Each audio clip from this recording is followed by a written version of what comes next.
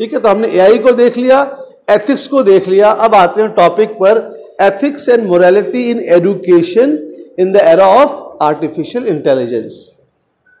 India में तो अभी वो सिनेरियो आया नहीं है, लेकिन इंग्लैंड में बाकी सब जगह आ चुका है। First is student based performance. अभी क्या होता है, स्कूलों में टीचर आ गया, लेसन नंबर 1 खोलो, पढ़ाया, टेस्ट कर लिया। एआई का एक डिसएडवांटेज ये है, वो बच्चे की परफॉर्मेंस को देखेगा। He is a slow learner, he is a fast learner.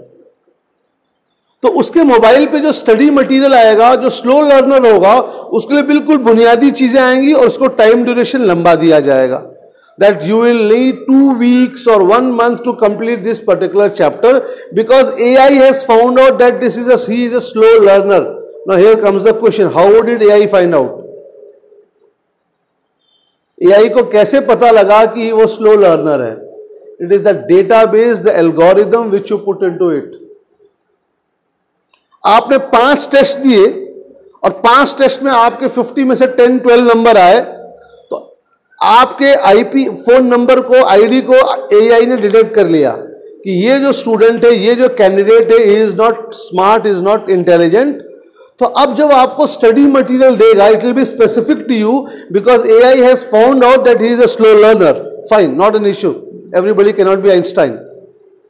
And if you are a very fast learner, intelligent, it will give you a very high level of subject and the time duration will be less.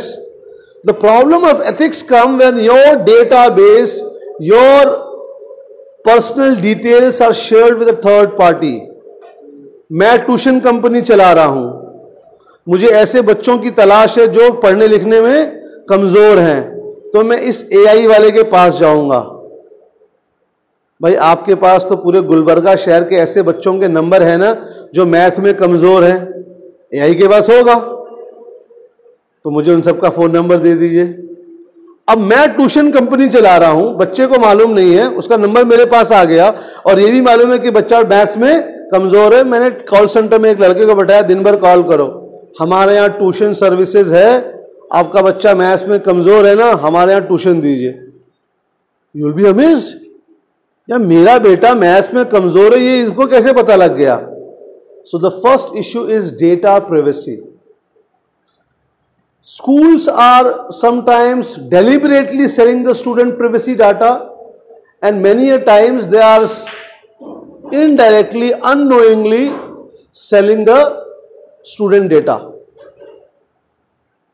अब वहां पर racial proliferation भी हो रही है.